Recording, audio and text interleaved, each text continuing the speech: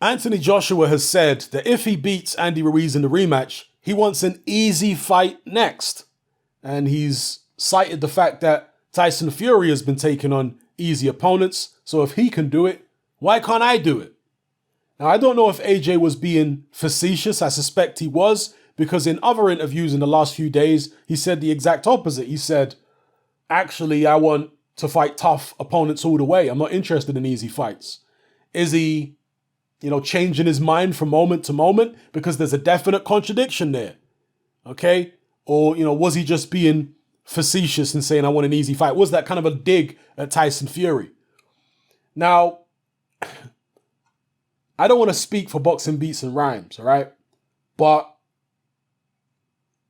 his attitude towards AJ is that AJ is trying to do things, or is doing things, which Wilder and Fury are not willing to do. And therefore, he's putting himself under unnecessary pressure. Why put yourself out there and do things they're not even willing to do? Okay? My take on it is, maybe AJ is trying to be better than them. And to be better than them, you have to do greater things than they're willing to do. Take bigger risks than they're willing to take. Because at the end of the day, it comes down to the perception war. Yeah?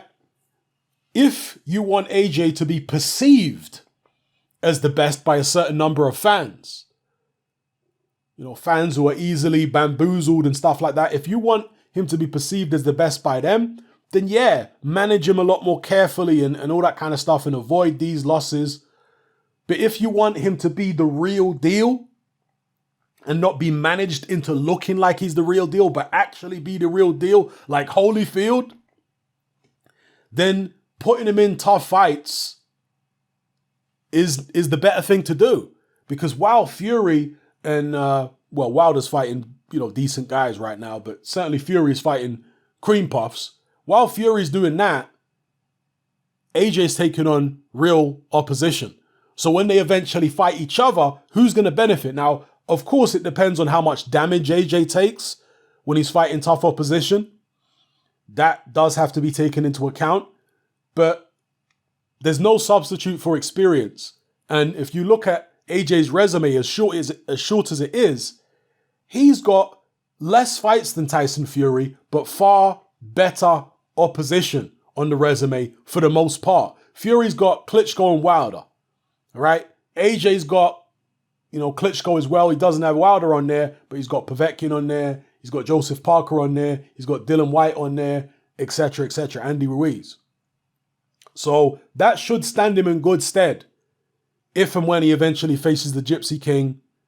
I know they're very different styles to the Gypsy King and Wilder, but still, when you're fighting at a certain level, your mind has to be switched on to a certain, to a certain degree. To a certain, your mind has to be a certain level of sharpness. Let me just describe it like that.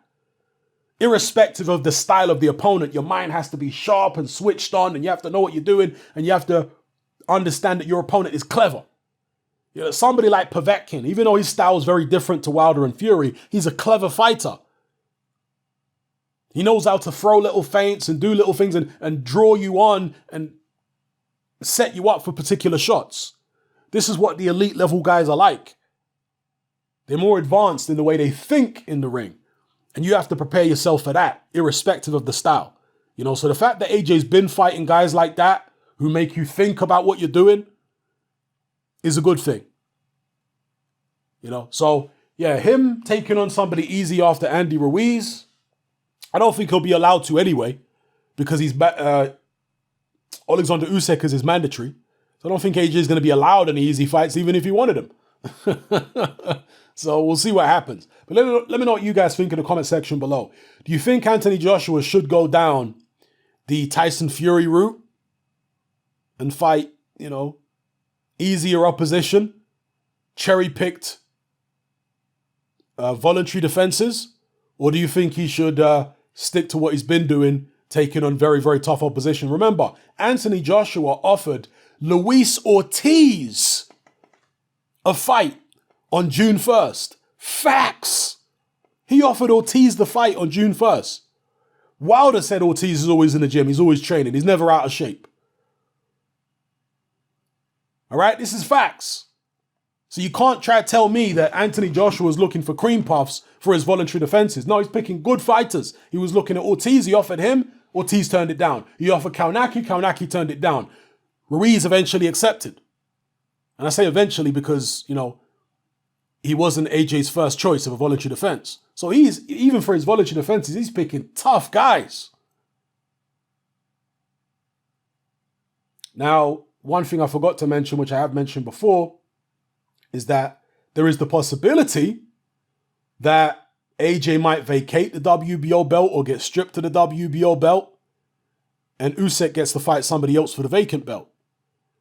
You know, that could be a strategy maybe of Eddie Hearn or even AJ himself to give AJ a little bit more leeway to have some, you know, learning fights and stuff like that, learning on the job type fights, easier fights if he manages to beat Andy Ruiz in the rematch.